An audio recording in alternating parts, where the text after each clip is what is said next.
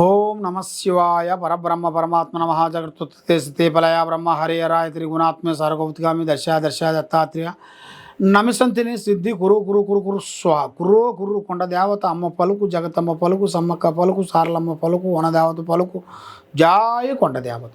ప్రజలందరికీ నమస్కారము. 2025 మే మాసం తులరాశి ఫలితాలు. ఈ తులరాశిలో ఉండవలసిన వాళ్ళందరికీ ఆదాయములో 11, ఖర్చులో 5, అవమానాలు 2, రాజపూజిత 2. చిత్తా నక్షత్రము 3-4 పాదములు అనగా, స్వాతి నక్షత్రము 1-2-3-4 పాదములు అనగా, విశాఖ నక్షత్రము 1-2-3 పాదములు అనగా కలిస్తేనే తులరాశి ఫలితాలు. మరి ఈ తులరాశిలో ఉండవలసిన వాళ్ళు చాలా వరకు కష్టపడుకుంటూ కుటుంబ బాధ్యతలన్నీ పట్టుకొని కుటుంబాన్ని డెవలప్మెంట్ కావాలి, ఎవరు వచ్చినా కూడా వాళ్ళకి హెల్పింగ్ చేయటం, 10 మందిలో మంచి పేరు సంపాదించుకోవటం, అందరూ బాగుండాలి దాంట్లో మనం ఉండాలని కోరుకునే మనస్తత్వం కలిగిన వాళ్ళు.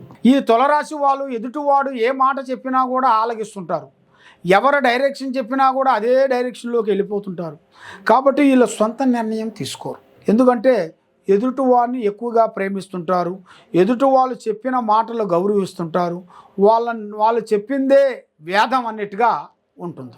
దానివల్ల వీళ్ళకి బంధుమిత్రులతో చాలా విరోధాలు, నమ్మిన వాళ్ళు మోసం చేయటం, మనల్ని ముందు పోనించి వెనక ఎన్నుపోటు పడటం, అలాంటిది ఇలా జాతకంలో చాలా వరకే కనబడుతుంది. మరి ఇలా జాతకంలో ఒక స్త్రీ నుంచి అదృష్ట యోగం పట్టబోతుంది, స్త్రీ నుంచి పురుషుడికి, పురుషుడి నుంచి స్త్రీకి, ఇద్దరికి వర్తిస్తుంది. అలాంటి యోగం అనేది ఇలా జాతకంలో ఉంది. మరి విద్యాదారులు అందరికీ మంచి విద్య, విదేశాల ప్రయాణం, పెద్ద పెద్ద కార్యక్రమాలు కొన్ని పూర్తి కావాల్సిన యోగం అనేది ఇలా జాతకంలో కనబడుతుంది. మరి ఉద్యోగదారులందరికీ కొంత మార్పులు కానీ, కొన్ని పనులు చేయటం కానీ, మరి ఏ కార్యక్రమం చేసినా కూడా ఆ పని చేతికాడికి రావటం, నోటికి అందుకోకుండా పోవటం, వీళ్ళు చేసిన కష్టం అనేది ఆ ప్రతిఫలాన్ని వీళ్ళు పొందలేక, మరి ఏమిటి స్వామి అందరి లెక్క మేము కష్టపడుతున్నాము, అందరూ ఎలా కష్టపడుతున్నారో మేము అలాగే కష్టపడుతున్నాము, మరి భగవంతుడు అనేది మాకు ఎందుకు ఇవ్వట్లేదు, మరి మేము చేసిన తప్పు ఏమిటి అని మనుషులకి చాలామందికి చాలా సందేహాలు ఉన్నాయి. కాబట్టి వీళ్ళ మీద నరఘోష ఎక్కువగా ఉంటుంది. అంటే ప్రజా దృష్టి, బంధుమిత్రుల్లో ఏడుపు. ఒక మంచి డ్రెస్ వేసామనుకోండి, అభివృద్ధిగా వచ్చేసారు, కోట్లు సంపాదించేశారు, పైకి వచ్చేసారు, గొప్పవాళ్ళు అయిపోయారని మీద నరకన్ను పడిపోతుంది. నరదిష్టి. ఆ నరదిష్టి ప్రయోగం వలన నరదిష్టి కన్నా నల్లరాయన బదులవుతుందంటారు. దానివల్ల వీళ్ళు ఎన్నో రోజుల నుంచి పడ్డ కష్టము, ఎన్నో రోజుల నుంచి చేసే పనులు వ్యర్థం కావటం, బ్రేక్ కావటం, మనశ్శాంతి లేకోకుండా ఉండటం, మానసికంగా ఇబ్బందులు కొన్ని పడటం, ఇలాంటి ఇలా జాతక యోగంలో చాలా వరకు కొన్ని కనబడుతున్నాయి. మరి అదృష్ట యోగం ప్రకారంగా చూసుకుంటే ఆదాయములో 11, ఖర్చులో 5, రాజపూజిత 2, అవమానాలు 2. అంటే వీళ్ళు ఎంత సంపాదిస్తుంటారో ఖర్చు కొంచెం కనబడుతూనే ఉంటుంది. ఆ ఖర్చును చూసి ఆలోచించుకొని కష్టపడితే వీళ్ళకి తప్పకుండా రూపాయి ముడేసుకొని ఒక డబ్బులు ఖర్చు పెడుతున్నావురా అంటే మనం ఇది దేనికి ఖర్చు పెడుతున్నాం అనేది ఆలోచించి అడుగు వేయాలి. ఏం పర్వాలేదులే ఉండవు కానీ డబ్బులు ఇప్పుడు ఖర్చు పెట్టేస్తున్నాం అనుకుంటే మళ్ళీ రేపటి నాటికి రూపం లేదు. మానవ జన్మ అయ్యాల ఇంట్లో రేపు మట్లు. కాబట్టి ఉన్నంత వరకే దీపం ఉన్నంత వరకే ఇల్లుని చక్కబెట్టుకోవాలి.